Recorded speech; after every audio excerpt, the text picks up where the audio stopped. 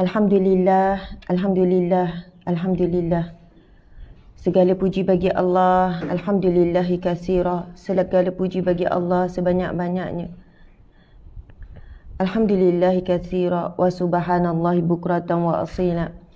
Dan maha suci Allah pada waktu pagi dan pada waktu petang. Alhamdulillah muslimin muslimat yang dirahmati Allah, yang saya hormati, yang saya kasihi sekalian. Alhamdulillah, Masya Allah, pagi ini Allah Subhanahu Wa Taala menemukan kita di salah satu taman syurganya.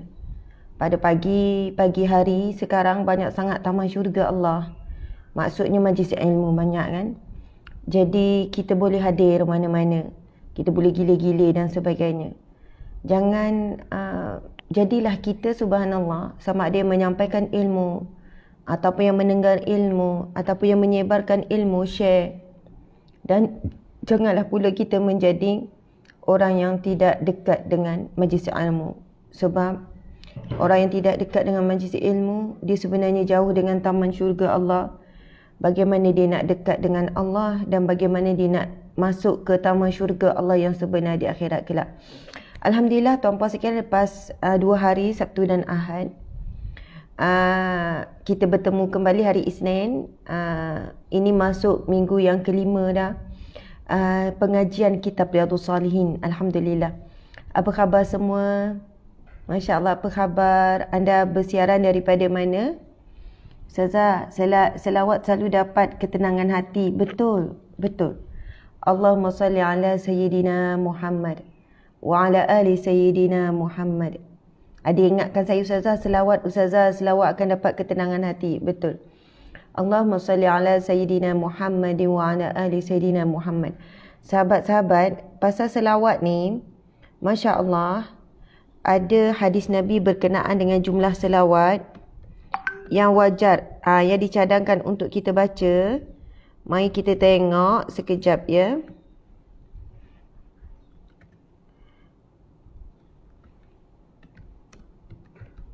Okey. Allahu Akbar, Subhanallah, Alhamdulillah.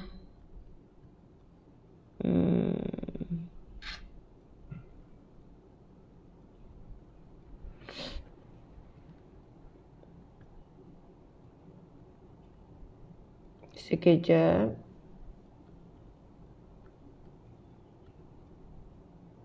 Encik, tentang selawat tu, ada yang berkenaan dengan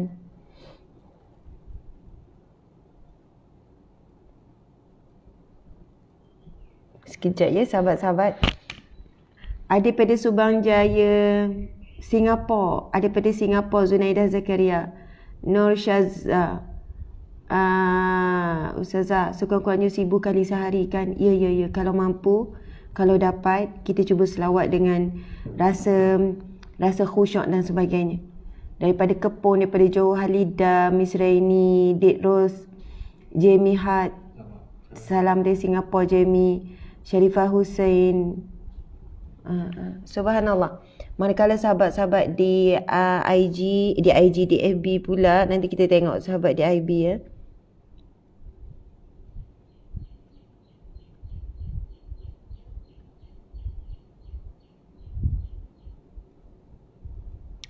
Okey, di antara hadis Nabi SAW berkenaan dengan selawat, hadis yang masyhurnya yang biasa kita dengar, encik, sahabat-sahabat di FB.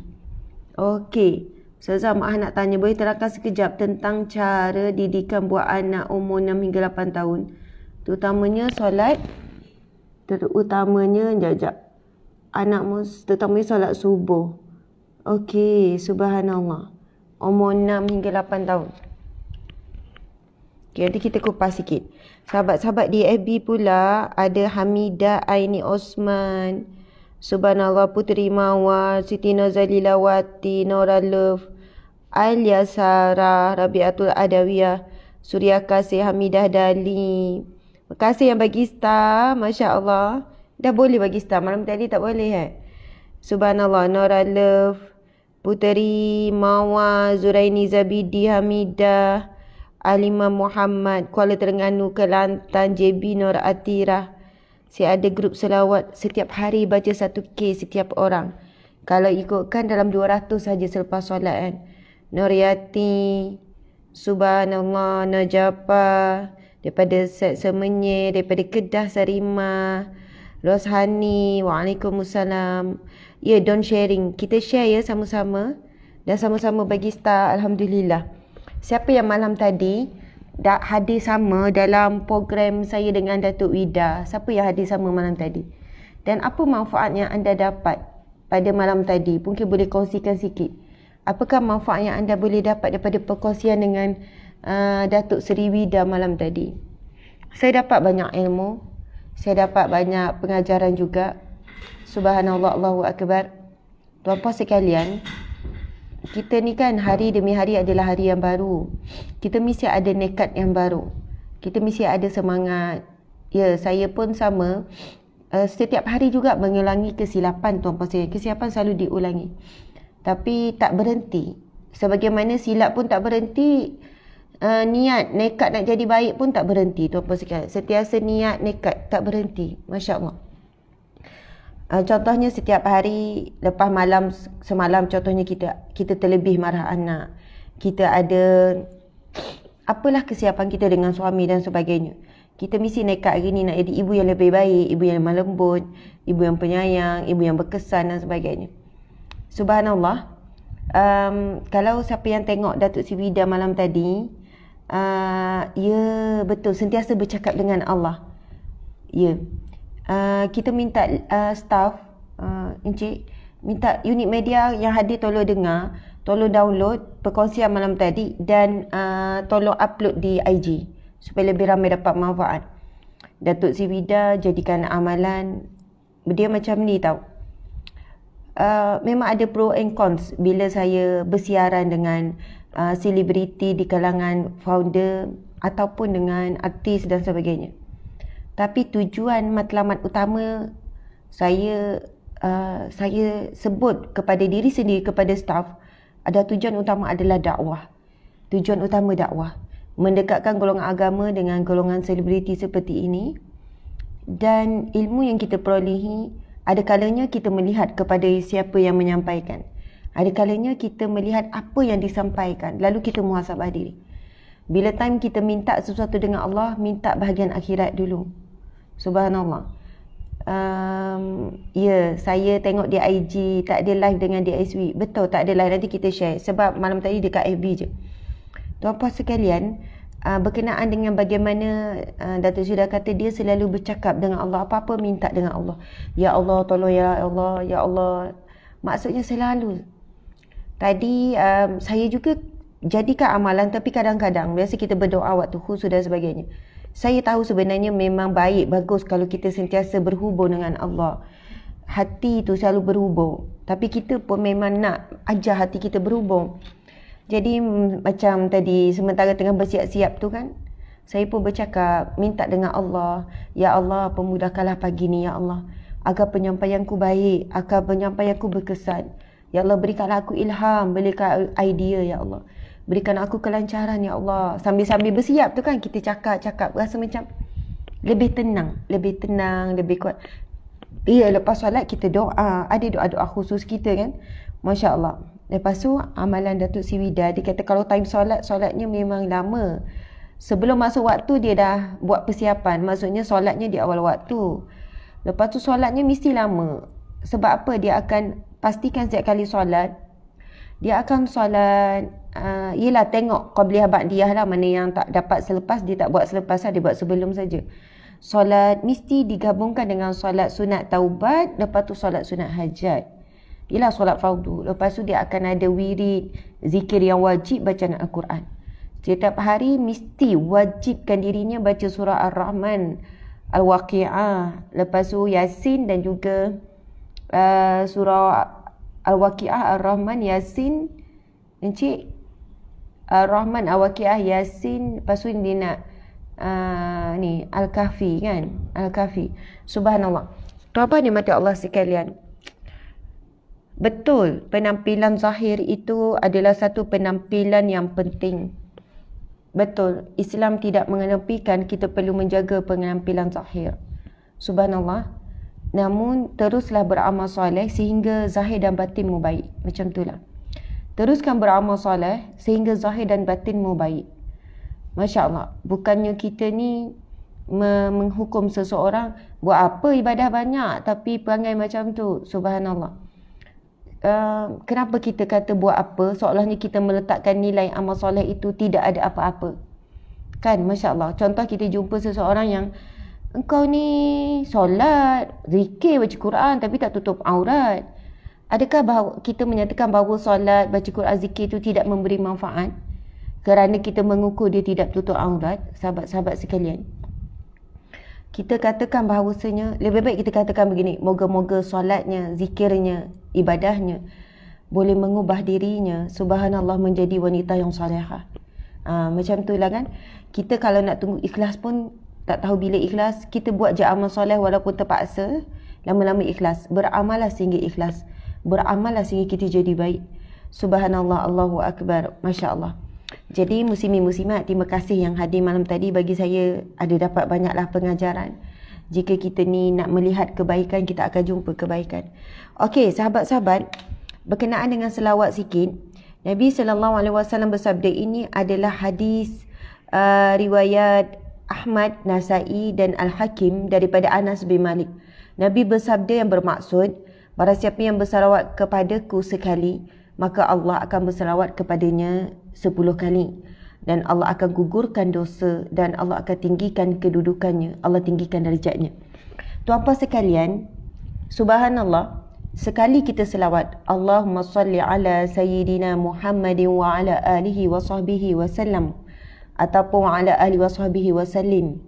Sahabat-sahabat, kita akan Allah akan balas dengan 10 kali salawat. Man shalla alayya salatan wahidatan sallallahu alaihi wasallam salawat. Ia bukan itu sahaja. Allah akan ampunkan kita 10 kali dan Allah tinggikan darjat 10 kali.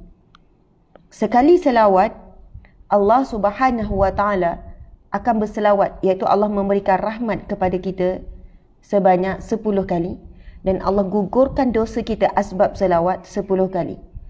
Dan Allah Subhanahu wa taala meningkatkan darjat kita 10 kali. Subhanallah.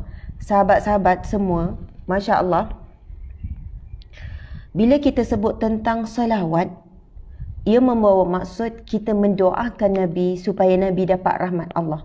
Allahumma salli ala Sayyidina Muhammad. Ya Allah, rahmatilah Nabi Muhammad.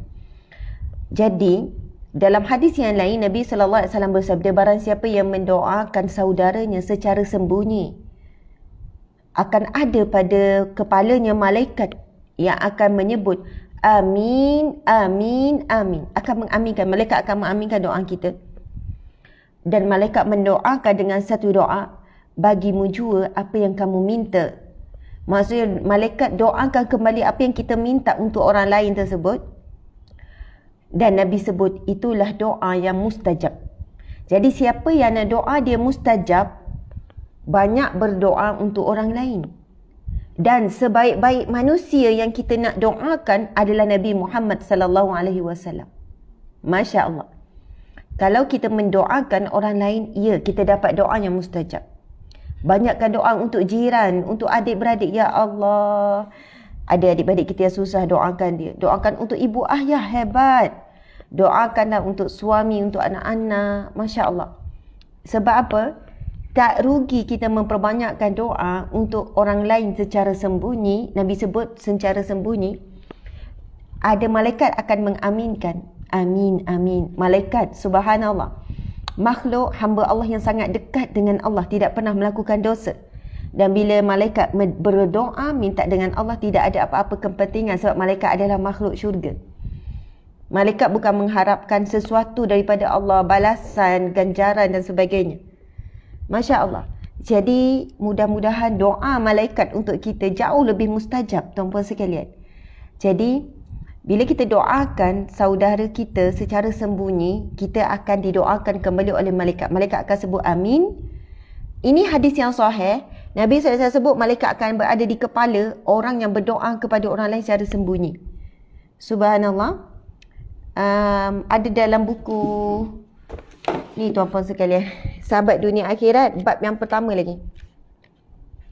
Bab yang pertama lagi, hadis yang kedua. Da'watul mar'il muslimi li akhi bi zahril ghaibi mustajabatun 'inda ra'sihi malakun muwakkalun. Kullamma da'a li akhihi bi khairin qala al malakul muwakkalu bihi amin walaka bimislin. Yang bermaksud doa orang Muslim untuk saudaranya yang dilakukan tanpa pengetahuan sembunyi. Orang yang didoakannya adalah doa yang akan dimakbulkan. Doa yang mustajab. Nabi kata doa yang pasti dimakbulkan. Iaitu doa kepada saudara yang Muslim. Pada kepalanya ada malaikat yang menjadi wakil baginya.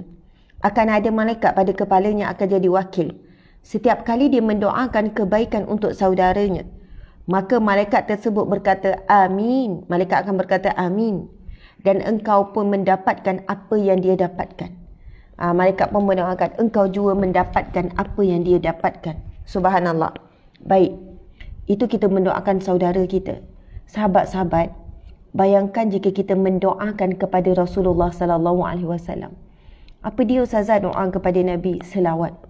Allahumma ya Allah salli ala rahmatilah ke atas Nabiyina Muhammadin sallallahu alaihi wasallam, ke atas Nabi kami Nabi Muhammad sallallahu alaihi wasallam, wa ala alihi kepada ahli keluarga baginda, wa sahbihi kepada para sahabat, wa sallim dan salam kepada semuanya itu. Subhanallah. Sahabat-sahabat, terpulanglah selawat dengan lafaz yang mana kita belajar banyak bentuk selawat, semuanya betul. InsyaAllah semuanya afdal, semuanya dapat pahala.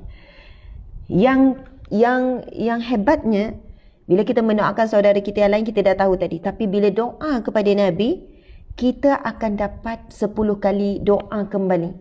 Kita dapat 10 kali. Kita doakan rahmat kepada Rasulullah sekali, kita akan dibalas 10 kali rahmat untuk kita daripada Allah. Dan kita akan diampunkan Allah 10 kali. Dan kita akan dinaikkan darjat 10 kali. Ini daripada hadis Nabi SAW, riwayat Anas bin Malik. Barang siapa yang berselawat kepadaku sekali, maka Allah akan berselawat kepadanya 10 kali. Dan akan digugurkan dosanya. Dan akan ditinggikan baginya 10 darjat. Akan digugurkan dosanya 10 kali. Dan akan ditinggikan darjat 10 kali di syurga kelak. Di syurga ataupun di dunia. Jadi kita akan dapat 3 perkara dari selawat. Sebab itu ada yang sebut tadi, ingatkan saya ustazah selawat. Selawat dulu ustazah. Selawat tu datang ketenangan. Sebab dapat 3 perkara dalam selawat. Dapat rahmat Allah 10 kali. Dapat digugurkan dosa 10 kali. Kemudian dapat apa tuan-puan sekalian? Dapat digugurkan dosa. Kemudian dapat Allahumma salli Muhammad. Dapat ditinggikan darjat. Ustaz, boleh tak Ustaz tolong cari berkenaan dengan kisah Sufyan As-Sawri berkenaan dengan seorang pemuda yang sentiasa berselawat. Tolong ya unit penyidikan, tolong semak sekejap. Adakah kisah itu daripada riwayat yang benar? Sufyan As-Sawri dengan seorang pemuda yang bila dia tawaf, dia sentiasa berselawat. Dia tinggalkan semua zikir-zikir yang lain. Dia selawat sahaja. Subhanallah. Nanti kita ceritakan. Okey, sahabat-sahabat ni mata sekalian, tadi ada seorang muslimat yang bertanya ustazah bagaimana nak didik anak 6 hingga 8 tahun untuk solat subuh. Masya Allah, saya jawab ringkas. Sahabat-sahabat, sebelum tidur, kan kita jumpa dengan anak-anak. Wajib tidur. Sebelum tidur jumpa sekejap. Pukul 10 sebelum nak tidur tu kan. Lepas dia main, lepas dia baca buku, mungkin lepas tengok TV ke apa, jumpa sekejap. Kumpul suami isteri, ibu ayah dengan anak-anak. Kalau ayah tak nak bekerjasama, tak nak layan, kita ajak kumpul. Bang, jom bang kumpul dengan anak, ajak anak. Suami tak nak layan, ajak anak-anak masuk bilik sekejap. Suami yang tengah rehat semua tu, buat dekat tepi dia. Macam itulah kaedahnya kan. Ikut terpulang kebijaksanaan masing-masing lah. Masya Allah, kumpul sekejap dengan anak. Lepas tu buat apa? Tuan-puan sekalian, itu adalah sunnah Nabi. Nabi tak tinggalkan. Aisyah cerita, Rasulullah setiap kali nak tidur, so buat apa? Rasulullah akan merapatkan kedua tangan. Maksudnya dalam bentuk doa. Rapatkan kedua tangan. Ini hadis Nabi yang sahih. Dalam kitab Adul Soleh nanti kita akan belajar. Bab adab tidur. Nabi buat apa? Sebelum tidur, Nabi rapatkan kedua tangan. Kemudian Nabi buat apa? Nabi akan baca 3 kul. Nabi akan baca 3 kul. Subhanallah. 3 kali Nabi baca. Qul huwallah, qul a'udzu birabbil falaq, qul a'udzu birabbin nas. Selesai baca, Nabi pun akan meniupkan dan Nabi akan sapu seluruh tubuh. Nabi akan sapu seluruh tubuh, tuan-puan sekalian. Seluruh tubuh akan disapu. Sahabat-sahabat yang dirahmati Allah sekalian, Masya Allah, kita tambahlah Al-Fatihah, ayat kursi, tambah. Al-Fatihah, ayat kursi. Al-Mulk kita dah baca lepas maghrib, lepas isya'an. Al-Fatihah, ayat kursi, lepas tu baca 3 kul tu, lepas tu sapu. Nabi SAW dijamin syurga, dijamin selamat daripada api neraka, dijamin selamat daripada bisikan syaitan. Nabi beramal istiqamah setiap malam sebelum tidur. Kita siapa? Terlalu banyak dosa, tak ada jaminan syurga, tak ada jamin selamat api neraka. Nak sangat syurga, kita nak husnul khatimah. Kita ada impian yang besar, tapi takkanlah 10 minit, tak sampai 10 minit. Kalau kita buat 5 minit, dia lebih kurang. Tak sampai 5 minit lah. 5 minit, tapi satu amalan yang sangat besar, yang sangat hebat. Itu belum dijelaskan. Kelebihan baca Qul Huwallah 3 kali menyamai 1/3 Al-Quran. Kelebihan baca Al-Mu'awwizatain. Al-Mu'awwizatain. Al-Mu'awwizatain tu, sahabat-sahabat, 2 surah tu. Nabi bersabda, tidak ada surah perlindungan yang lebih baik yang telah turun kepadaku, melainkan 2 surah ini. Barang siapa yang berlindung dengannya, maka dia mendapat perlindungan daripada Allah. Masa turun 2 surah ni, Qul a'udzu birabbil falaq dan Qul a'udzu binnas, Nabi sebut telah turun kepadaku 2 surah. Dalam tafsir Ibnu Katsir ada. Tapi saya dah bawa ke pejabat, jadi saya tak dapat buka. Dalam tafsir Ibnu Katsir, ada tafsir Ibnu Katsir yang usia lama kat rumah ni? Tak ada, saya bawa semua kat pejabat. Nabi SAW bersabda, barang siapa yang membaca, Nabi kata bila turun tu, telah turun kepadaku 2 surah. Perlindungan yang tidak ada tara, tidak ada mana-mana surah yang menyamai 2 surah perlindungan ini. Surah apa? Al-Mu'awwizatain, iaitu 2 surah perlindungan. Qul a'udzu, katakanlah aku berlindung. Qul a'udzu birabbin nas, daripada Tuhan pemilik ataupun pentadbir manusia, Tuhan manusia. Surah pertama. Surah yang kedua, Qul a'udzu birabbil falaq, katakanlah aku berlindung daripada Tuhan yang menguasai waktu subuh. Subhanallah. Tuan-puan sekalian, Masya Allah, insya Allah ada sikit lain kali saya akan detailkan tentang maksud, kelebihan dan beramal dengan, bagaimana nak beramal dengan Al-Mu'awwizatain. Cuma bayangkan tuan-puan sekalian, sebelum tidur kita mohon daripada Allah, kita ulang 3 kali Qul Huwallah menyamai 1 Al-Quran. Kemudian kita mohon perlindungan dan semua yang kita perlukan, yang kita takut, coronavirus ke, takut syaitan ke, takut manusia yang jahat ke, manusia dengki ke, semua ada dalam 2 surah tersebut. Bayangkan surah Al-Falaq, Qul a'udzu birabbin nas, Qul a'udzu birabbil falaq min syarri ma khalaq, daripada kejahatan semua makhluk yang diciptakan. Coronavirus juga makhluk. Min syarri ma khalaq wa min syarri ghasiqin idza waqab wa min syarri nafasati fil 'uqad wa min syarri hasidin idza hasad. Allahu akbar. Semua ada dalam tu. Kejahatan malam apabila telah gelap gelita. Kejahatan sihir, kan? Wanita yang meniupkan sihir. Walaupun sihir tu dah buat tuju kepada kita dah, tuan-puan sekalian. Sihir tu dah sebut nama kita, gambar kita dah. Tapi kalau kita beramal dengan surah ini, insya-Allah selamat. Dan kita mohon perlindungan min syarri hasidin iza hasad, dan kedengkian, orang yang melakukan kedengkian. Tuan-puan sekalian, sebab apa dalam surah ini sampai kita sebut tentang orang dengki? Sebab keburukan dan kejahatan orang yang dengki dan apabila dia melakukan kedengkian. Orang dengki saja, ya, memang kita dah susah hati. Tapi bila dia dengki dan dia melakukan kedengkian, dia boleh buat fitnah, dia boleh burukkan kita, dia boleh buat sihir, dia boleh pecah belahkan keluarga dengan anak-anak, dengan kawan-kawan. Tuan-puan dimati Allah sekalian. Dan kebanyakan masalah-masalah hubungan bermula daripada kedengkian. Sama ada di pejabat, dengan bos, adik-beradik, dengan ibu ayah, dengan siapa-siapa, suami isteri, dengan anak-anak dan sebagainya. Masya Allah. Kadang-kadang kalau kita tengok ada orang didik anak dengan baik kemudian berjaya, kalau kita mengambil kebaikan dia lalu kita beramal, okey, Alhamdulillah. Tapi ada orang kerana dia dengki melihat anak orang lain berjaya, dia bukan inspirasi, dia bukan semangat, dia bukan motivasi, tapi lebih kepada dengki. Dia jadikan anak dia sebagai bahan untuk dia balas kedengkian.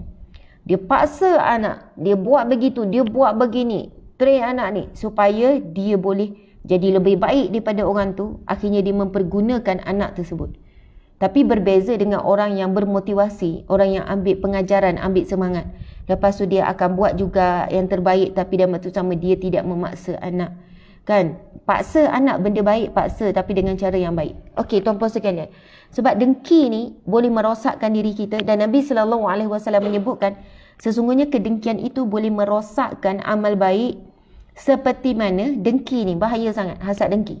Seperti mana api membakar kayu api. Sampai begitu sekali.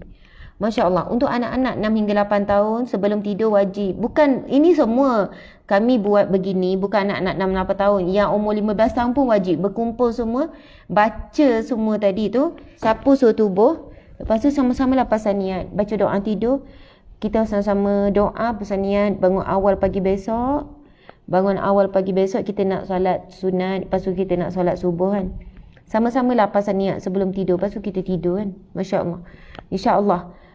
InsyaAllah, subhanallah. Pertama kita dah belajar. Kalau kita tak terkejut sekalipun, mudah-mudahan tetap dapat pahala sebab dah niat dah ni.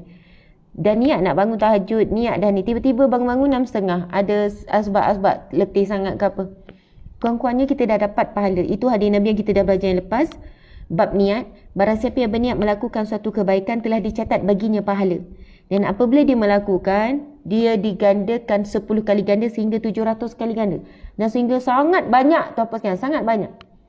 Jadi, sebab itu pentingnya pasal niat. Okey, niat bangun. Esok kita sama-sama ya, niat. Niat apa? Ya Allah, nak bangun awal, nak tahajud. Ya Allah, nak solat subuh. Tuan-puan sekalian, kalau kita buatlah setiap malam, anak umur 6 tahun, 7 tahun, 8 tahun, automatik akan bangun. Lepas tu bila kejutkan anak, pagi bagi salam dulu. Assalamualaikum. Assalamualaikum. Masya Allah. Alhamdulillah. Setakat inilah. Anak, ya saya bukan nak bandingkan dengan anak orang lain. Anak kami pun ada masalah. Tapi anak umur 6 tahun, 7 tahun tu, 8 tahun tak ada, anak-anak besar tak ada kesukaran lah untuk bangun subuh tu. Tapi benda ni kena istiqamah. Sebelum tidur sangat penting. Sebelum tidur akan menentukan bagaimana kita bangun. Sebelum tidur akan mempengaruhi bagaimana kita bangun. Jadi sangat penting kita design bagaimana tidur kita untuk design bagaimana kita bangun. Dan bagaimana kita bangun pagi sangatlah mempengaruhi satu hari kita sampai tidur. Tidur kita sangat mempengaruhi bagaimana kita bangun, dan bangun kita pula mempengaruhi seharian pula. Subhanallah. Sebab itu sangat penting mulakan hari dengan baca maksurat. Sebab dalam maksurat tu ada terkandung semua doa yang diajarkan Rasulullah yang perlu kita baca pada waktu pagi. Lepas tu baca pula petang sebab ia terkandung susunan doa-doa daripada Nabi yang kita disarankan baca pada waktu petang. Masya Allah. Contoh dalam maksurat kan kita ada apa dalam maksurat? Doa yang kita minta yang sangat penting. Ni kita takut tak sempat nak sentuh bab ni. Esok pula kita akan tunda baca dalam surat yang sangat penting yang jangan kita tinggalkan. Contohnya apa? Istighfar. Yang ni saya boleh sebut. Penghulu istighfar ni saya boleh sebut. Sebab memang ada kaitan dengan tajuk. Iaitu apa? Allahu Akbar. Allahumma salli. Tajuk kita apa? Tajuk kita berkenaan dengan taubat. Subhanallah. Allahu Akbar. Tajuk kita berkenaan dengan taubat, muslimin muslimat dimati Allah sekalian. Jadi penghulu istighfar, kalau siapa baca maksurat, dia akan baca. Automatik dia tak akan tinggalkan. Tuan-puan sekalian, buku ni dah tak banyak. 5 surah pilihan dan al-maksurat beserta terjemahan surah perbaharui dalil fadilat zikir. Buku susunan Ustazah Asma Harun boleh cari dekat Shopee kita. Kita punya Shopee account iaitu Galeri UAH. Cari Galeri UAH. Galeri Ustazah Asma Harun. Galeri UAH. Pendek je, Galeri UAH. Ada buku ni. Kenapa buku ni berbeza? Kan, ini susunan saya dengan tim. Tapi memang saya yang minta. Saya nak macam ni, macam ni, macam ni. Setiap bacaan dalam Al-Maksurat ada dalil dia di bawah. Ada keterangan hadis Nabi. Sebab itu, bila kalian pergi contoh dekat Sayyidul Istighfar. Ni saya buka ya, saya buka. Kalau saya di istighfar berada pada muka surat, Masya Allah. Sayyidul Istighfar. Okey. Sayyidul Istighfar ada muka surat 20. Ada muka surat 20. Okey, dengar ya, saya bacakan. Hadis Nabi SAW daripada Syaddad bin Aus radhiyallahu anhu daripada Nabi baginda bersabda. Penghulu istighfar ialah Dan ini ada riwayat oleh Bukhari dan lainnya, hadis sahih tuan-puan sekalian. Nabi bersabda daripada Shaddad bin Aus radhiyallahu anhu, daripada Nabi, baginda bersabda, penghulu istighfar ialah Allahumma anta rabbi la ilaha illa anta khalaqtani wa ana 'abduka wa ana 'ala ahdika wa wa'dika mastata'tu a'udzu bika min syarri ma sana'tu abu'u laka bi ni'matika 'alayya wa abu'u bi dhanbi faghfir li fa innahu la yaghfiru dhunuba illa anta. Subhanallah. Okey, siapa yang nak beli? Akak dah beli buku ni dalam Shopee kita ada. Sahabat tolong share perkongsian ni supaya lebih ramai yang hadir. Sebab saya rasa sangatlah rugi kita tak beramal dengan puluh istighfar ni. Sangat amatlah rugi. Satu kerugian yang paling besar. Lebih rugi daripada kita kehilangan emas. Lebih rugi daripada kita menghadapi kerosakan harta benda. Siapa yang tak beramal dengan puluh istighfar, ia ada satu kerugian dunia dan isinya. Ibarat begitulah. Sebab pahala, ganjaran, kebaikan yang Allah nak beri daripada puluh istighfar ni terlalu hebat, terlalu besar. Mari kita dengarkan hadis Nabi ni, kita sambung ya. Nabi bersabda, siapa yang membacanya dengan penuh keyakinan ataupun khusyuk terhadapnya ketika petang, bila baca pada waktu petang, Nabi kata, tiba-tiba dia mati pada malamnya, dia pasti masuk syurga. Nabi kata dia akan masuk syurga. Dan sesiapa membacanya dengan penuh yakin terhadapnya ketika pada waktu pagi, tiba-tiba dia mati pada harinya, dia akan masuk syurga. Dalam riwayat yang lain Nabi sebut dia dicatat sebagai ahli syurga. Soalannya sahabat-sahabat, siapa yang beramal dengan Sayyidul Istighfar ini, dia dijamin syurga, dia dicatat sebagai ahli syurga. Siapa yang baca pada waktu petang, start waktu petang bila? Selepas asar tu petang lah tuan-puan sekalian. Ustazah, saya lupa nak baca Sayyidul Istighfar tu lepas asar. Saya ingat pada waktu maghrib. Bacalah pada waktu maghrib. Ustazah lupa tu maghrib. Dah lepas isyak baru teringat. Tak apa, yang penting baca tuan-puan sekalian. Maksudnya belum mati lagi. Kau teringat tu belum mati. Sempat insya-Allah.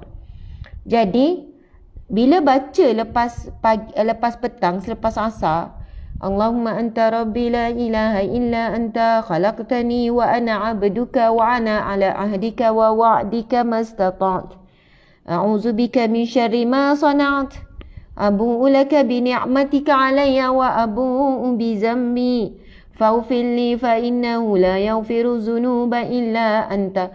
Sahabat-sahabat, maksud dia sangat hebat. Allahumma anta rabbi la ilaha illa anta, ya Allah engkaulah Tuhanku dan tiada Tuhan melainkanmu ya Allah. Allahumma anta rabbi la ilaha illa anta khalaqtani wa ana 'abduka. Ya Allah, engkaulah yang menciptakan aku dan aku adalah hamba-Mu. Ia maksud dia tu mendalam sangat sebagai hamba ketika memohon ampun dengan Allah. Khalaqtani wa ana 'abduka wa ana 'ala ahdika wa wa'dika mastata'.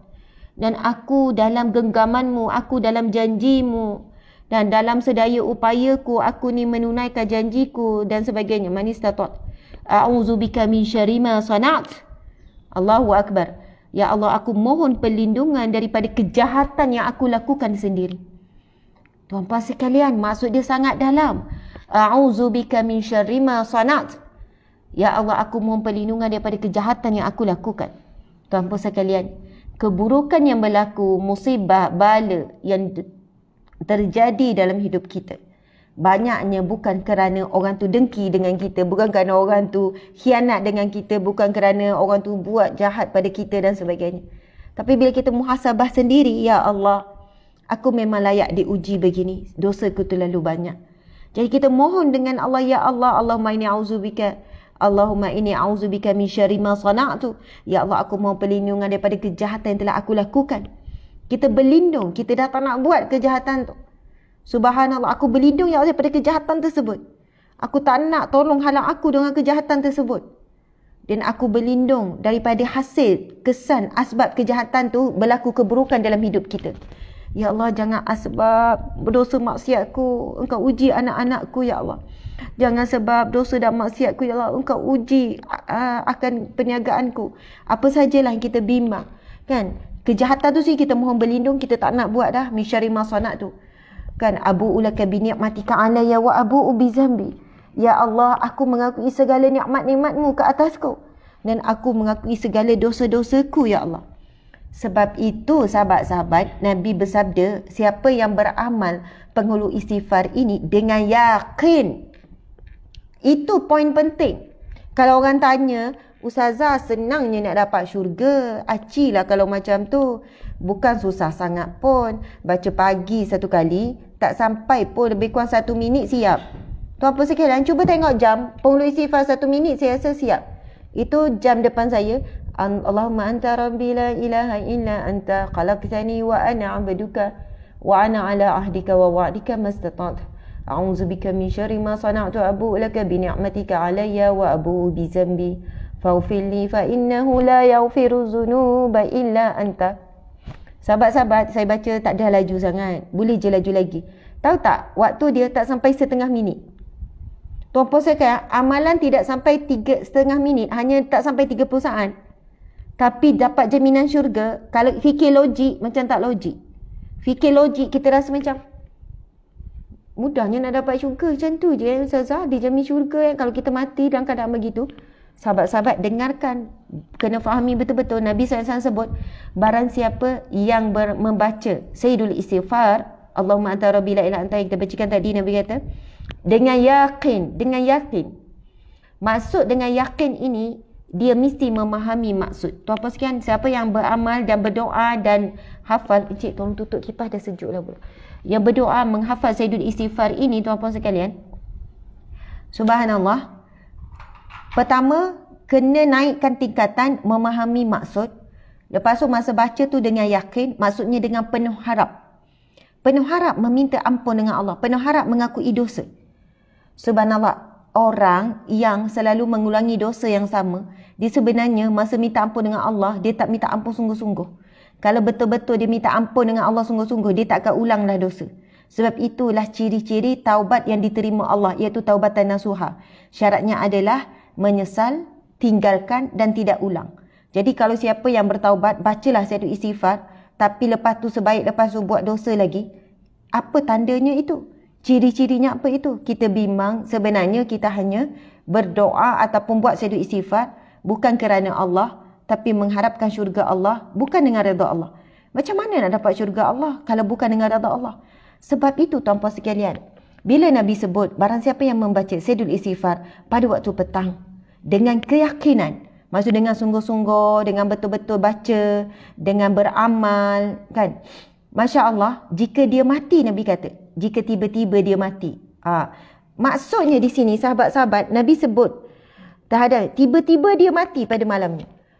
Seolahnya walaupun mati mengejut, tak ada sakit, tak ada apa, tiba-tiba dia mati pada malamnya, Nabi sebut.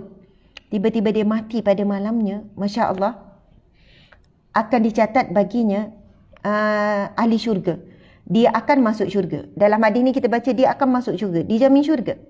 Maksudnya kalau matilah antara selepas kita baca sampai subuh. Sampai subuh. Kan mati tengah tidur ke, dia akan masuk syurga. Dan Nabi sebut, Nabi sambung sabda, barang siapa yang baca pula pada waktu pagi, tiba-tiba dia mati pada waktu siangnya. Baca pagi tadi, kalau matilah lepas Zuhur ke, lepas Asar ke, antara waktu sampailah kita nak baca lagi sekali, Nabi sebut dia akan masuk syurga. Subhanallah.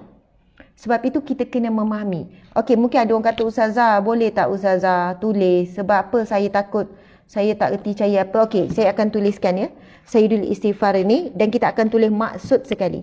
Ini adalah daripada Nabi SAW. Sebab itu siapa yang beramal baca maksurat ni, tuan-puan sekalian, automatik dah ada, dah susun siap-siap. Dalam ni ada Sayyidul Istighfar dan ada hadis sekali. Hadis tadi tu saya baca daripada buku ni je. Sebab itu masa saya nak susun al-maksurat ni, saya bagi tahu penerbit, saya kata, dan saya minta tim pendidikan, kemudian saya semak. Saya nak setiap bacaan dalam maksurat itu ada dalilnya supaya orang yakin. Sebab apa? Ramai yang beramal dengan Sayyidul Istighfar, bahkan diulang banyak kali, tapi tak banyak perubahan dalam hidupnya. Dia belum kuat untuk berhijrah. Saya kata sebab Nabi sebut kena yakin. Macam mana kita nak yakin kalau kita tak faham apa yang kita baca? Bagaimana kita nak beramal kalau kita tak faham apa yang kita minta? Kita sebut abu ulaka bi ni'matika alayya wa abu bi zambi. Ya Allah, aku mengakui bahawasanya, kan, segala-gala nikmat ini datang daripadamu dan aku mengakui segala-gala dosaku. Ya Allah, maksud dia dalam sangat. Abu ulaka bi ni'matika alayya wa abu bi zambi faghfirli. Maka ampunilah aku ya Allah. Faghfirli, ampunilah aku ya Allah. Maka ampunilah aku. Faghfirli, innahu la yaghfiru dzunuba illa anta. Sesungguhnya Engkaulah ya Allah yang Maha Pengampun. Tidak ada siapa yang boleh ampunkan aku melainkan-Mu ya Allah. Sebab itu Nabi sebut Sayyidul Istighfar. Apa maksud Sayyidul Istighfar? Ini adalah gelaran daripada Nabi sendiri. Barang siapa yang membaca Sayyidul Istighfar, Nabi kata. Itu bukan gelaran oleh guru kita ke ustaz ke para alim ulama. Ini adalah jolokan bagi istighfar ini oleh Nabi SAW sendiri. Kan? Apa maksud Sayyid? Sayyid maksudnya penghulu, ketua. Kan? Sebab itu Rasulullah disebut Sayyidil Mursalin, iaitu penghulu para Rasul. Jadi bila sebut Sayyidil Istighfar, istighfar, kan kita belajar bab taubat ni, istighfar ada macam-macam. Astaghfirullahalazim wa atubu ilaih, astaghfirullah sahaja. Kan? Allah ya Ghafar yang Maha Pengampun, ampunilah aku ya Ghafar pun boleh. Kan? Astaghfirullahalazim wa atubu ilaih, la ilaha illallah wahdahu la syarikalah pun boleh. Tapi penghulu segala istighfar.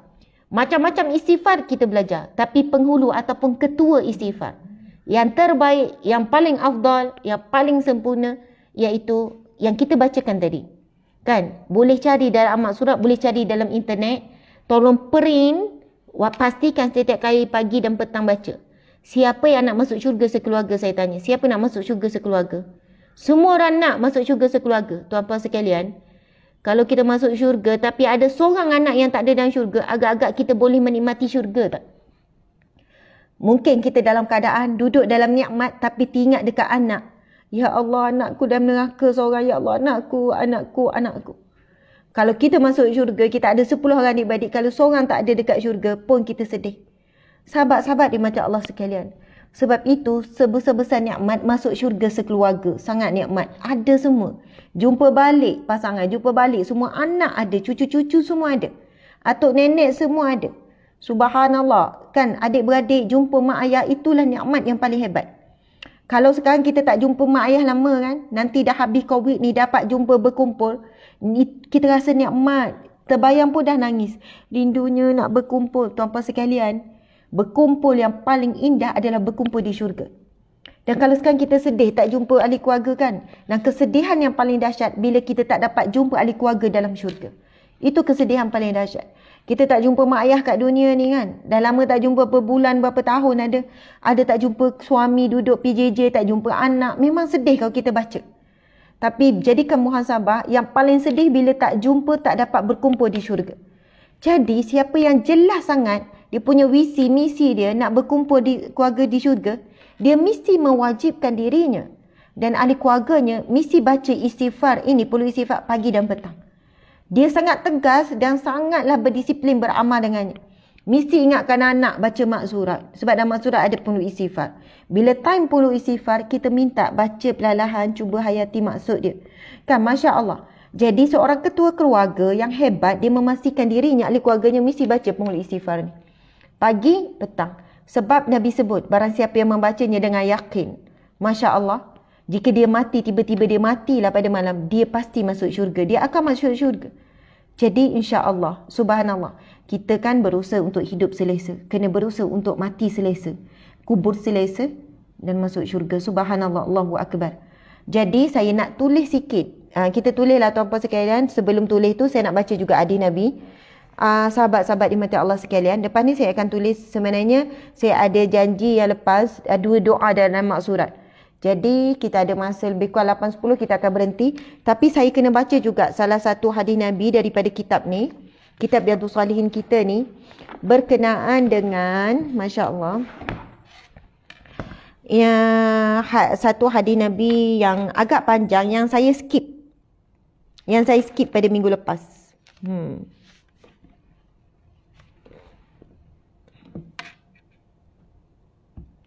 Okey. Masya Allah. Iaitu hadis yang ke-19. Hadis yang ke-19 dalam kitab Riyadhus Shalihin. Hadisnya adalah hadis yang ke-19. Tapi dalam bab taubat, hadis yang ke-7.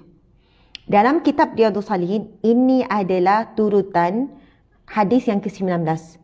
Tetapi di hadis yang ke-7 dalam bab taubat. Siapa yang ada kitab Riyadhus Salihin. Siapa yang nak beli pun boleh cari dekat Shopee Galeri UAH. Okey. Hadisnya panjang. Sebab tu saya skip pada minggu lepas. Hari ni kita kena baca. Kita tak boleh skip. Kita kena baca semua. Kita akan baca kitab Riyadhus Salihin daripada kulit ke kulit. Sampai bila Ustazah? Mungkin setahun baru habis. Mungkin 2 tahun. Mungkin sampai mati. Biarlah kita mati istiqomah menuntut ilmu. InsyaAllah. Kita cuba, bukanlah janji. Kita cuba berdekat. Janji setia pun boleh. Okey, subhanallah. Okey. Bismillahirrahmanirrahim. Dari Zair bin Hubash berkata, saya mendatangi Safwan bin Asal. Jadi Safwan, sahabat-sahabat, nama salah seorang sahabat Nabi. Ada berapa orang sahabat Nabi yang bernama Safwan? Anak kami pun ada nama Safwan. Jadi siapa yang nak letak nama Safwan, boleh. Safwan, asal perkataan Safi. Maksud dia lembut. Dan memang kami tengok pada anak kami yang nama Safwan ni, lembut. Bukan lembut apa kan, encik suami? Hati lembut. Yang paling mudah dan cepat menangis Safwan. Cakap pasal mati, nangis. Bila cakap pasal neraka, nangis. Bila cakap pasal, mudah sangat nangis. Masya Allah. Padahal lelaki kan, Safwan, lelaki. Bila cerita sikit pasal kalau Umi mati gini-gini, kita nak pesan yang lain, relax je, dia dah nangis dah. Masya Allah, Allah Akbar. Kadang-kadang kata Safwan ni hati lembut. Bukan kita kata nangis ni hati macam lembek. Tapi itulah hati yang lembut kan. Masya Allah. Saya perhatikan memang nama anak sangat berkaitan dengan karakter anak. Sangat berkaitan tuan-tuan sekalian. Lepas dah saya belajar daripada mak ayah saya bagi nama anak nama tokoh. Jadi 7 orang anak tu semuanya nama tokoh lah. Contohnya, okey, Atikah ada nama sahabat Nabi wanita. Sahabat Nabi wanita nama Atikah. Ada salah seorang sahabat Nabi yang bernama Atikah. Dia digelar sebagai isteri para syuhada. Sebab apa? Dia nikah kan, suami yang pertama pergi perang, syahid. Tak lama ada sahabat-sahabat Nabi yang hebat juga, pinang. Lepas tu syahid juga. Sampailah dia nikah kali ketiga. Kan? Subhanallah. Dan yang meminang dia bukan sahabat-sahabat Nabi yang biasa-biasa. Yang luar-luar biasa. Yang hebat-hebat ni. Lepas tu dia nikah. Dia nikah bukan apa. Yelah sebab sahabat Nabi, orang baik dan sebagainya. Lepas tu pergi perang, syahid juga. Sampailah saya tak ingat kali keberapa. Dia pun sebut, cukuplah bagiku menangisi kematian suamiku. Maksudnya dia dah tak nak lepas tu. Dan dia digelar sebagai isteri para syuhada. Sebab ramainya suami dia yang pergi syahid. Masya Allah. Ada lagi kisah nama Atikah. Yang kedua Maisarah. Maisarah, subhanallah, maksud dia kemudahanku. Atikah pun ada maksud, kemudahanku. Dan subhanallah daripada start. Sebab dah daripada mengandung lagi nak nama Maisarah kan. Dan sempena nama tokoh juga Siti Sarah. Sarah, panggil dia Sarah, isteri Nabi SAW. Isteri Nabi Ibrahim AS. Jadi, maksud dia kemudahan. Dan Allah berikan mudahnya. Memang mudah sungguh berbeza dengan anak-anak yang lain. Sangat besar perbezaan sampai kami kalau ingatkan Sarah paling mudah. Bersalin tu memang sakit macam biasa. Tapi mudahnya menguruskan dia. Dia boleh duduk 1 jam tanpa nangis. Kalau bagi duduk, diam, tinggal. Dia tak macam adik-adik yang lain melompat sana, melompat sini. Duduk diam. Masya Allah. Sampai orang pelik, budak ni tak nangis Dia duduk main, senyap, makan sendiri, cepat berdikari. Saya kata memang ada kaitan. Dan ibu ayah kalau boleh, panggillah nama anak dengan nama yang kita beri. Bukan saya tidakkan ataupun saya pelit, tak. Boleh je nak panggil dengan panggilan manja dan sebagainya. Tapi sebaiknya panggil nama anak dengan nama yang kita beri, yang ada maksud. Kami juga beramal dengan cara yang begitu ikut mak ayah. Sebab mak ayah memang panggil nama kami penuh. Tak ada panggilan, tak beri gelaran. Jadi panggil Maisarah, Sarah, Atikah. Tak panggil nama pendek sebab nak ambil bekat maksud dan juga nama tokoh tu. Maisarah. Kemudian Luqman. Okey, Luqman kan ada dalam Al-Quran. Luqman. Kemudian Imran, ya surah Al-Imran. Lepas tu Safwan. Lepas tu Raihanah, juga nama sahabat Nabi, Raihanah. Raihanah maksudnya kegembiraan. Masya Allah. Raihan maksudnya gembira. Raihanah kegembiraan. Ya, Raihanan tu kebahagiaan, kegembiraan. Si Raihanah ni pula, kan umur 3 tahun. Saya tak tahulah, dia punya karakter memang membuatkan orang semua gelak, lucu, comel. Ayat-ayat yang dikeluarkan, Masya Allah, menghiburkan hati. Selalu kata, Raihanah ni ya Allah, walaupun 3 tahun lebih, Tapi sangat menggembirakan hati. Muka dia saja kita rasa dah seronok tengok. Padahal dia dengan sehat ni, dia walaupun 3 tahun lebih, dia sangat macam prihatin. Saya ni bila habis kuliah, saya buka pintu, Raihanah akan datang. Umi sihat? Umi sihat? Sihat. Alhamdulillah. Bukan Alhamdulillah, dia macam suka. Dia selalu tanya khabar saya. Padahal baru jumpa sebelum tu. Jumpa, Umi sihat? Umi sihat? Umi sihat, Raihanah. Hana, Umi sihat? Sihat. Alhamdulillah. Kadang tu kan dia buka pintu jumpa, Umi dah rehat? Umi dah rehat? Ya, Umi dah rehat. Umi sihat? Sihat. Soalan tu paling banyak dia tanya saya. Umi dah rehat? Umi sihat? Umi, Masya Allah. Lepas tu kadang dia bimbangkan pasal makan. Umi makan? Umi makan? Ya, Umi makan. Kejap lagi Umi makan. Umi nak makan. Kadang-kadang dia turun ke bawah, dia tanya, ayah dia tanya. Dia cakap, Umi nak makan. Kalau dia orang cakap lambat, tak ada. Dia marah orang tu. Umi nak makan, tak nak kawan. Macam tu. Dia macam Allah alam karakter dia tu.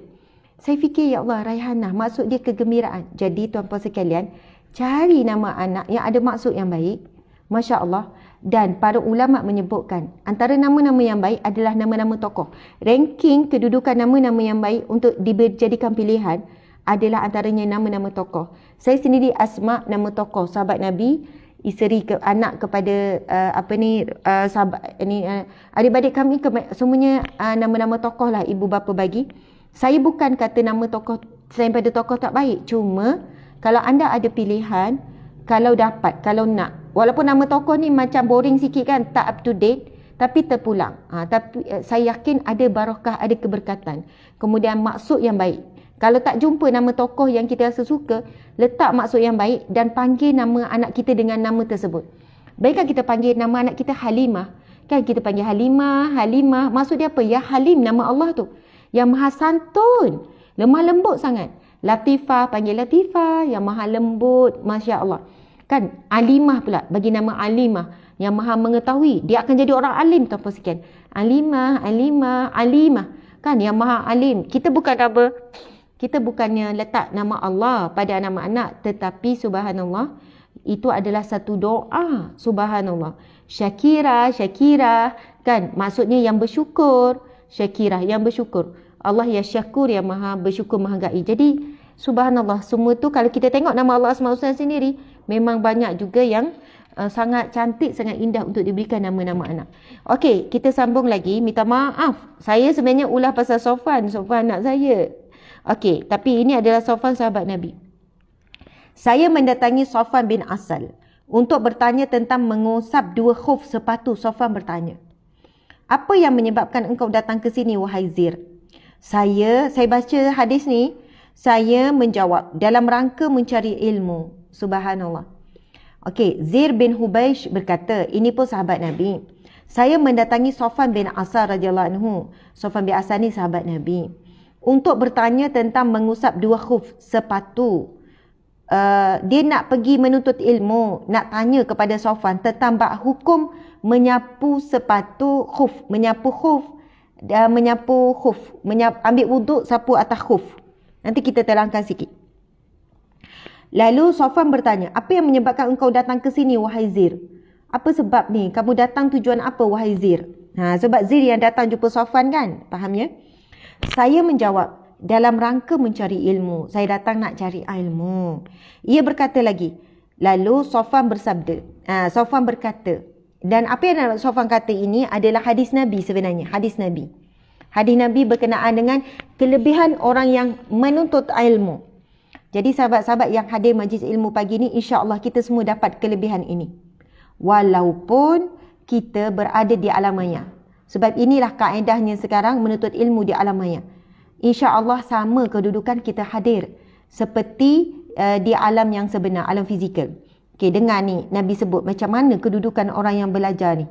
Nabi dalam rangka mencari ilmu, ia berkata lagi, sesungguhnya para malaikat meletakkan sayap-sayapnya kepada orang yang menuntut ilmu kerana redha dengan apa yang ia cari.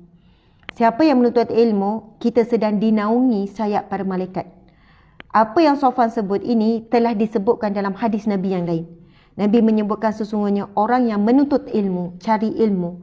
Subhanallah, sesungguhnya para malaikat meletakkan sayap-sayapnya kepada orang yang menuntut ilmu kerana redha. Kerana redha maksudnya syaitan, astagfirullahalazim, bukan syaitan. Malaikat sangat gembira, sangat sayang, sangat suka. Sampai para malaikat menaungi, membuka sayapnya untuk menaungi. Kan, sebagai tanda dia redha, dia suka, dia sayang sangat orang yang menuntut ilmu. Saya berkata, sebenarnya saya sudah tergerak dalam hatiku untuk mengusap 2 khuf sepatu setelah buang air besar atau kecil, sementara engkau termasuk salah seorang sahabat Nabi SAW. Okey, oleh kerananya saya datang untuk bertanya kepadamu, apakah engkau pernah mendengar Nabi SAW menjelaskan sekilas mengenai hal ini?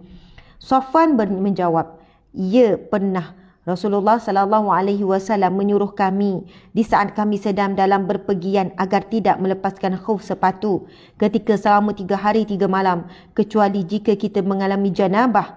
Tetapi kalau hanya kerana buang air besar atau buang air kecil atau tidur, tidak perlu dilepas. Masya Allah. Sahabat-sahabat, khuf ni di Malaysia tak ada orang pakai. Khuf ni tak ada jual. Mungkin ada jual tapi tak pakai. Khuf adalah satu kasut, sejenis kasut, sepatu kasut yang bila kita pakai, dia menutup dengan kemas kaki kita sampai habis buku lali. Kita kan wajib kalau ambil wuduk kena sapu kaki hingga buku lali. Jadi khuf ni dia tutup sampai buku lali tu apa sekalian. Dia tutup ketat dan ketat. Seolahnya kalau kotoran nak masuk pun tak boleh. Khuf ini dia dibuat daripada kulit, kita pakai. Kemudian dia tutup sampai buku lali, dia kulit. Maksudnya dia bukannya bila kena air menyerap, tak. Dia kulit, lepas tu dia melekat. Maksudnya kotoran pun tak boleh masuk. Dan hukum siapa yang memakai khuf, dan biasanya negara yang mana pakai khuf ni? Negara yang ada musim sejuk.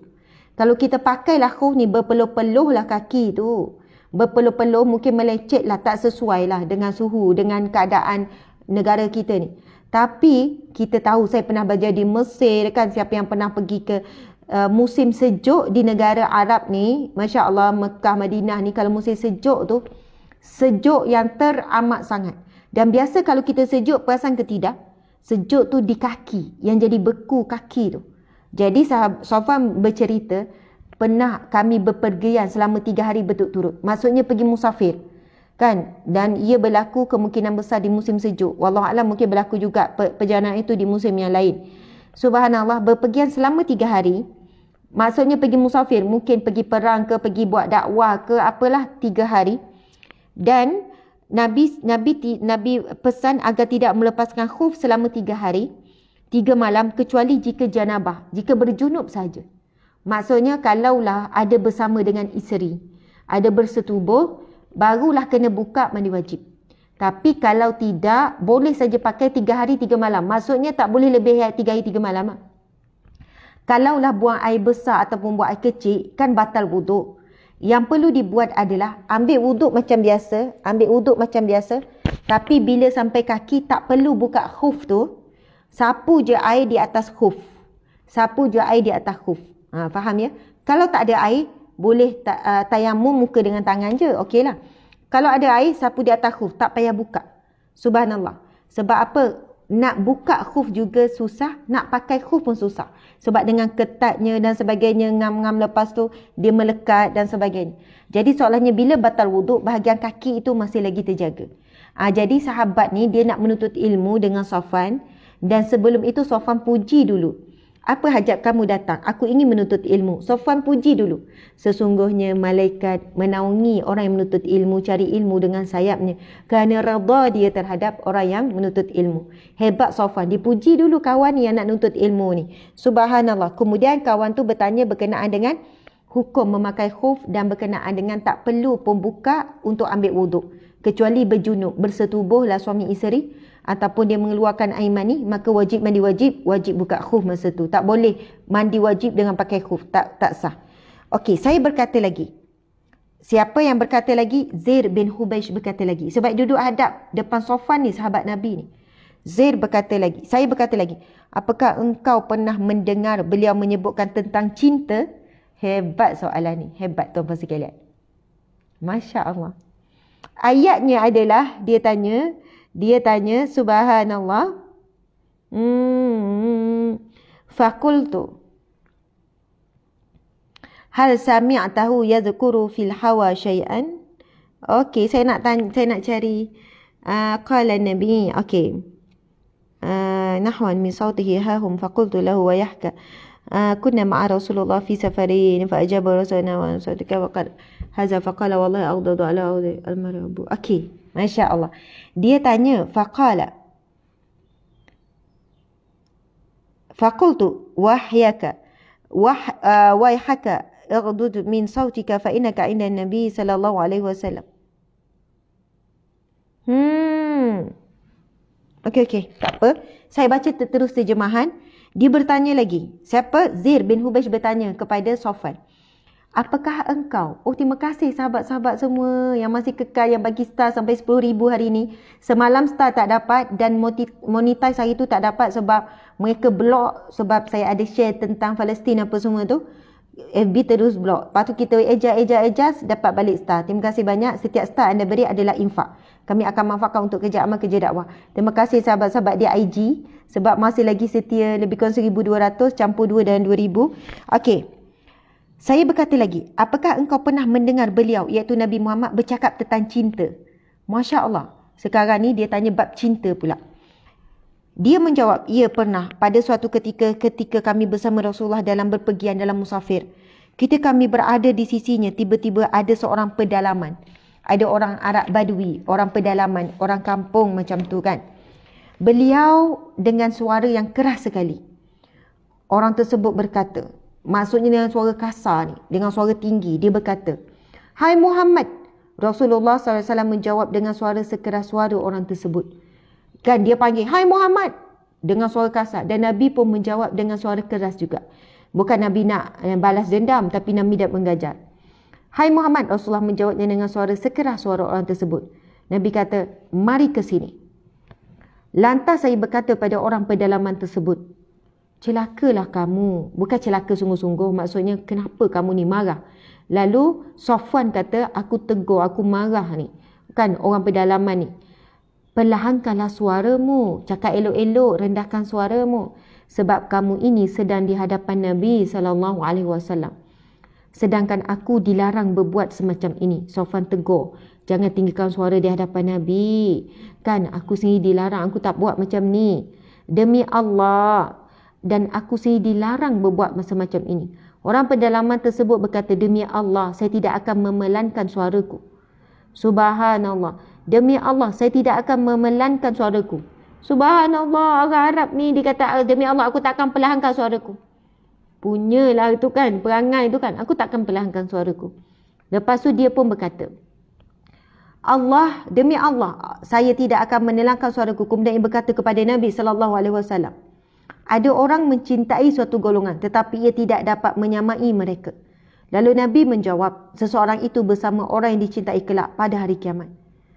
Subhanallah, tidak henti-hentinya beliau memberitahukan apa saja kepada kami.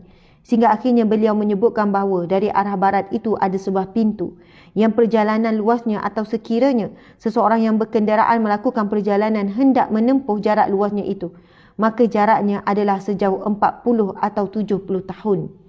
Sufyan, salah seorang yang meriwayatkan hadis ini, mengatakan dari arah Syam pintu itu dijadikan oleh Allah Subhanahu Wa Taala pada hari dia menciptakan langit dan bumi, sentiasa terbuka untuk taubat dan tidak pernah ditutup sehinggalah terbit matahari dari arah pintu barat tersebut, dari arah tersebut iaitu pintu barat.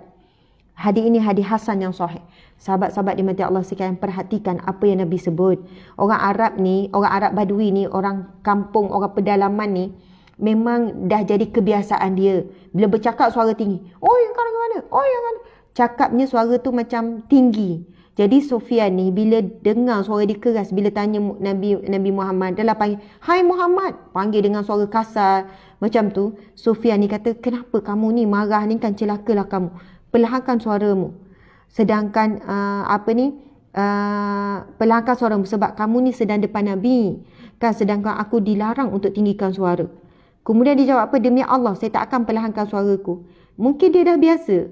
Masya Allah. Lalu dia tanya soalan. Dia tanya soalan kepada Nabi.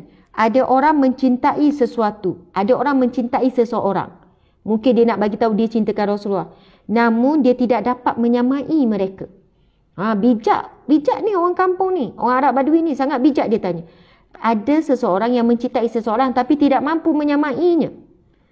Tetapi ia tidak dapat menyamai. Lalu Nabi menjawab, seseorang itu akan bersama dengan orang yang dicintai kelak pada hari kiamat. Nabi menjawab, anta ma'aman ahbabta. Kamu akan bersama dengan orang yang kamu cintai. Jadi sahabat-sahabat, pengajaran daripada hadis ini, kita kena mencintai orang yang dicintai oleh Allah supaya kita dapat bersama dengan orang tersebut. Kalaulah kita ada orang-orang yang baik sekeliling kita, dari sudut dunia tak best berkawan dengan orang macam ni. Kan kaki zikir, kaki selawat, dia kaki majlis ilmu, kaki sedekah. Yang seronoknya kaki shopping, kaki jalan. Ini seronok berkawan. Kejap pergi nyoping, kaki makan. Kejap pergi kedai tu, kedai iman. Oh, memang seronok. Subhanallah, kadang-kadang kaki tazkirah ni kejap-kejap nasihat. Kita rasa macam, dia ni boring lah. Sikit-sikit ajak zikir, sikit-sikit ajak majlis ilmu. Kadang-kadang rasa nak block lah pula. Kejap-kejap nasihat. Tak ada benda lain bagi. Subhanallah tuan-puan sekalian. Tapi fikir betul-betul. Agak-agak sahabat-sahabat di mata Allah sekalian, mana yang dekat dengan jalan-jalan menuju syurga Allah. Ada yang kaki ngumpan, ada kaki kutu orang, kawan dengan dia, kita pun jadi kutu orang juga. Jadi tuan-puan di mata Allah sekalian, kita sayang siapa sekarang? Siapa orang kita sayang sekarang? Cuba tengok. Kalau sayang artis, na'udzubillah, esok akan bersama dengan golongan-golongan yang lara, yang buat maksiat. Siapa yang sayang sekian-sekian. Jadi kita ni sahabat-sahabat, kalau kita sayang Rasulullah, Nabi sebut, anta ma'aman ahbabta, kamu akan bersama dengan orang-orang yang kamu sayang, orang-orang yang kamu cintai. Jadi kita kena sayang Nabi sallallahu alaihi wasallam supaya kita akan bersama dengan Rasulullah sallallahu alaihi wasallam. Okey. Sahabat-sahabat, sedulah pula Encik. Tak apa Encik. Sabar, sebab kita dah nak habis. Cuma saya nak sebut, Nabi menyebutkan tentang daripada arah barat tu ada sebuah pintu yang perjalanannya luasnya, atau sekiranya seseorang yang berkenderaan melakukan perjalanan hendak menempuh jaraknya, maka jaraknya adalah sejauh 40 atau 70 tahun. Nabi kata ada pintu, ada satu pintu yang mana perjalanan di situ antara 40 atau 70 tahun. Besarnya. Jadi Sufyan ni menyebutkan pintu itu adalah dari arah Syam. Pintu itu dijadikan Allah daripada arah Syam. Syam ni, tuan-tuan sekalian, Syam ni negara Syam. Syam yang disebut dalam sejarah, dalam hadis Nabi, Syam, ia meliputi 4 buah negara hari ini. Ustaz, 4 buah negara. Iaitu negara apa? Syam ini terdiri pada Syria, Palestin, kemudian Syria, Palestin, negara yang duduk sepadan 4 buah negara. Encik, negara apa? Syria, Palestin, kemudian sebelum ni saya sebut, Yaman. Yaman ke? Bukan, Syria, Palestin, Mesir ke? Syria, Palestin, Mesir. Ada 4 buah negara. Semua ini Syam. Tetapi telah dipecahkan oleh Barat. Telah dipecahkan oleh Barat menjadi 4 buah negara yang terasing. Syria, Jordan, Palestin. Ya, sebab minta maaf saya silap. Syria, negara Syam yang kita baca dalam hadis Nabi, Syria, Palestin, Jordan dan juga Lebanon. 4. Kalau sebut Syam, kita kena bayangkan asalnya 4 buah negara ni yang telah dipecahkan oleh blok-blok Barat menjadi sebuah negara yang berasing dan kadang-kadang saling tidak bekerjasama. Contoh Jordan tak support Palestin dan sebagainya. Ini adalah agenda Barat lah, musuh-musuh Islam. Asalnya sebuah negara yang dipanggil Syam. Jadi Sufyan salah seorang yang mengatakan dari arah Syam pintu itu jadikan Allah. Pada hari dia menciptakan langit dan bumi sentiasa terbuka untuk taubat dan tidak pernah ditutup sehingga terbitlah matahari dari arah tersebut. Itu adalah hadis Nabi juga. Nabi sebut kan perjalanan yang jauh sampai 70 tahun itu adalah pintunya dari arah Syam, arah barat Syam. Dan itu menggambarkan betapa besarnya pengampunan Allah, sangat luas. Kalau kawasan yang luas, contoh rumah yang luas, daripada ujung ke ujung mungkin 1 minit. Rumah yang luas pun. Kan jalan-jalan 1 minit. Besarnya rumah ni, ujung ke ujung 1 minit. Tapi bayangkan tak tahu luas macam mana pengampunan Allah menggambarkan kawasan yang luas itu, jarak perjalanan selama 70 tahun. 70 tahun tak berhenti, tak tahulah besar mana. Kalau keliling bumi pun 70 tahun tu, setahun saya rasa dah habis dah keliling bumi.